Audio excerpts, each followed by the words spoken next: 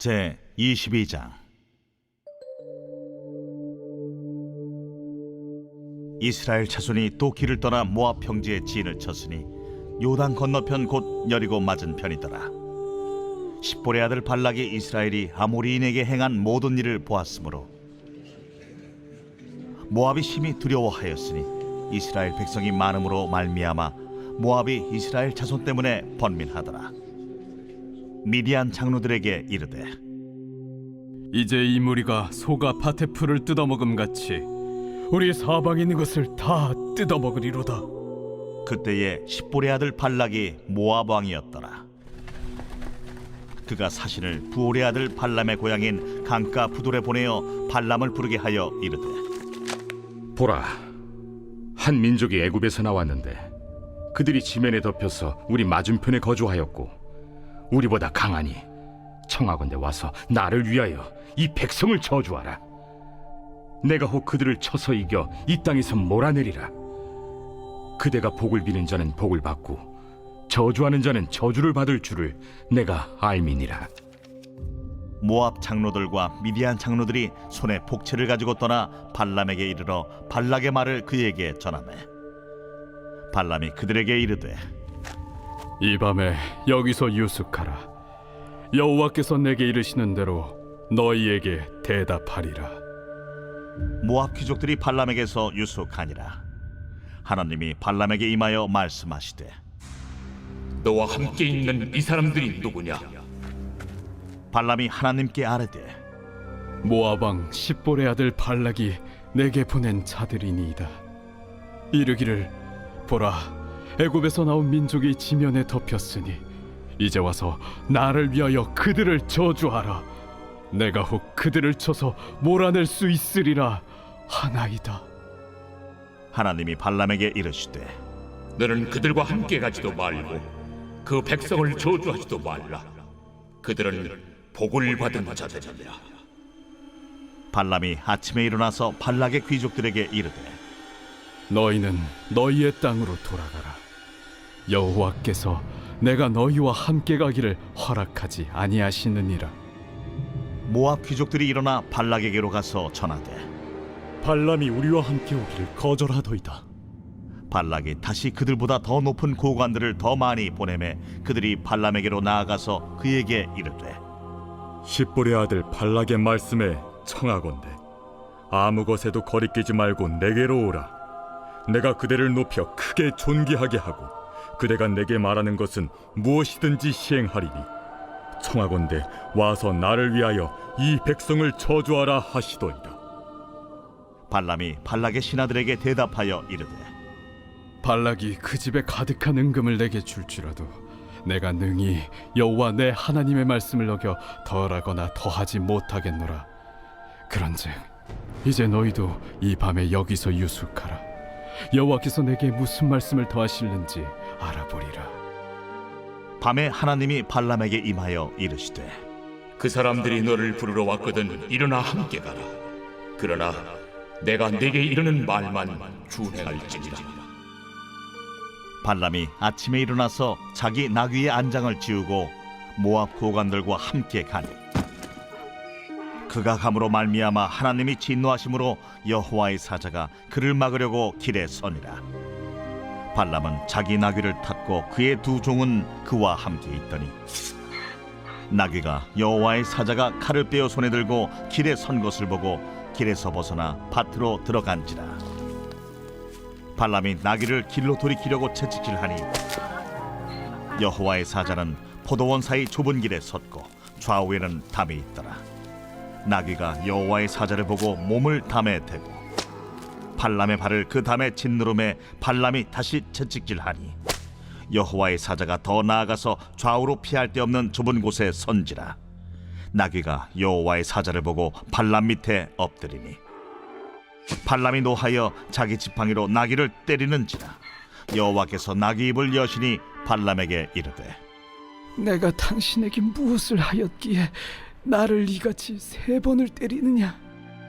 발람이 나귀에게 말하되, 내가 나를 거역하기 때문이니 내 손에 칼이 있었다면 곧 너를 죽였으리라. 나귀가 발람에게 이르되, 나는 당신이 오늘까지 당신의 일생 동안 탄 나귀가 아니냐? 내가 언제 당신에게 이같이 하는 버릇이 있었더냐? 없었느니라. 그때에 여호와께서 발람의 눈을 밝히시매 여호와의 사자가 손에 칼을 빼들고 길에 선 것을 그가 보고 머리를 숙이고 엎드리니 여호와의 사자가 그에게 이르되 너는 어찌하여 내 나귀를 이같이 3번 때렸느냐?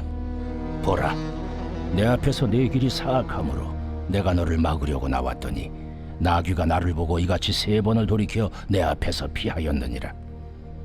나귀가 만일 돌이켜 나를 피하지 아니하였다면 내가 벌써 너를 죽이고 나귀는 살렸으리라. 발람이 여호와의 사자에게 말하되 내가 범죄하였나이다. 당신이 나를 막으려고 길에 서신 줄을 내가 알지 못하였나이다. 당신이 이를 기뻐하지 아니하시면 나는 돌아가겠나이다. 여호와의 사자가 발람에게 이르되 그 사람들과 함께 가라. 내가 내게 이르는 말만 말할지니라. 발람이 발락의 고관들과 함께 가니라. 발락은 발람이 온다 함을 듣고 모압 변경 끝 아르논가에 있는 성읍까지 가서 그를 영접하고 발락은 발람에게 이르되 내가 특별히 사람을 보내어 그대를 부르지 아니하였느냐? 그대가 어찌 내게 오지 아니하였느냐? 내가 어찌 그대를 높여 존귀하게 하지 못하겠느냐? 발람이 발락에게 이르되 내가 오기는 하였으나 무엇을 말할 능력이 있으리까? 하나님이 내 입에 주시는 말씀 그것을 말할 뿐이니이다. 발람이 발락과 동행하여 기랴투솥에 이르러서는 발락이 소와 양을 잡아 발람과 그와 함께한 고관들을 대접하였더라. 아침에 발락이 발람과 함께하고 그를 인도하여 바알의 산당에 오르매 발람이 거기서 이스라엘 백성의 진 끝까지 보니라.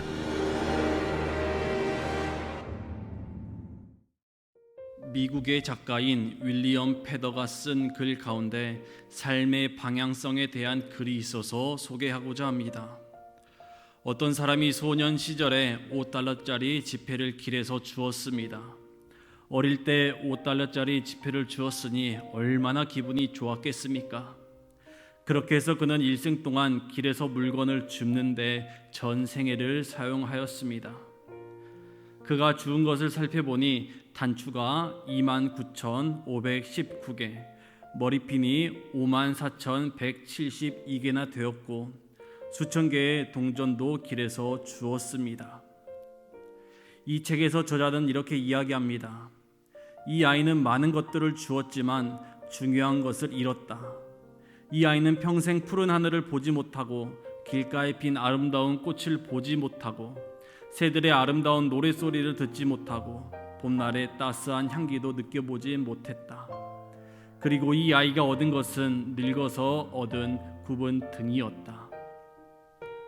성도 여러분, 이 책을 통해 우리의 삶의 방향은 어디에 있는지 함께 생각해 보길 원합니다. 어린아이는 물질의 기쁨을 맛본 후 땅만 바라보고 살아가서 많은 것을 보지 못한 것처럼 우리 또한 물질에 더 관심이 있는지 혹은 하나님께서 주시는 말씀에 더 관심이 있는지 생각해 보길 원합니다. 오늘 함께 읽은 민수기 22장의 말씀은 이스라엘 백성들이 가데스 바네아에서 모압 평지까지의 행군 여정 가운데 발생한 사건 중 모압 왕 발락이 거짓 선지자 발람과 함께 이스라엘 저주 시도 사건에 대한 부분입니다. 출애굽 2세대들은 가데스 바네아에서 새로운 땅으로 행진하게 됩니다. 행진하는 도중 그들의 진로를 방해하는 요단 동편의 아모리 족속들을 정복함으로써 요단 동편을 평정했습니다. 이후 본격적으로 가나안 땅인 요단 서평을 점령하기 위해 요단강을 건너기 가장 좋은 장소인 모압 평지에 진을 치게 됩니다. 그리고 이곳에서 요단강을 건너기 위해 수개월 동안을 머물게 되었습니다. 그런데 모압 왕 발락은 모압 평지에 진을 친 이스라엘 백성들을 두려워하였습니다. 그래서 메소포타미아에서 점을 치는 사람인 발람을 초청하여 이스라엘을 저주하고자 했습니다. 민수기 22장에서는 발락이 발람을 2번이나 거듭 초청한 사실로 보아 발락이 이스라엘을 얼마나 두려워했는지 잘 보여줍니다.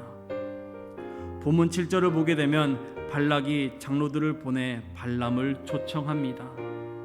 이후 12절을 통해 하나님께서는 발람에게 그들과 함께 가지도 말고 그 백성을 저주하지도 말라, 그들은 복을 받은 자들이니라 라고 말씀하셨으며, 이후 발람은 모압의 장로들에게 여호와께서 내가 너희와 함께 가기를 허락하지 아니하시느니라 라고 말하며 초청에 거절합니다. 1차 초청입니다. 발람의 거절에 발락은 15절을 통해 더 높은 고관들을 더 많이 보내면서 17절과 같이 2차 초청을 합니다. 내가 그대를 높여 크게 존귀하게 하고 그대가 내게 말하는 것은 무엇이든지 시행하리니 청하건대 와서 나를 위하여 이 백성을 저주하라. 그러자 발람은 19절을 통해 다시 한번 하나님께 저주해도 되는지 물어본다고 이야기합니다. 여호와께서 내게 무슨 말씀을 더 하시는지 알아보리라. 사실 발람은 이미 12절을 통해 하나님의 뜻을 분명히 알았기 때문에 2차 초청에서도 단호하게 거절할 수 있었습니다. 그러나 19절을 통해 명백한 하나님의 뜻을 다시 한번 묻게 됩니다. 성도 여러분, 그렇다면 왜 발람이 한 번 더 하나님의 뜻을 묻게 되었을까요? 발락의 신하들이 제시한 재물에 미혹되어 마음이 흔들렸기 때문입니다. 이미 그는 발락이 은금을 가득히 채워서 내게 줄지라도 하나님의 말씀을 어기지 않겠다고 선포했음에도 불구하고 그에게는 물질에 대한 욕심 때문에 하나님의 뜻이 바뀌었는지 다시 물어보게 됩니다. 어떻게든지 그들의 요청을 따를 길을 찾아보려고 하나님께 다시 물어보게 됩니다.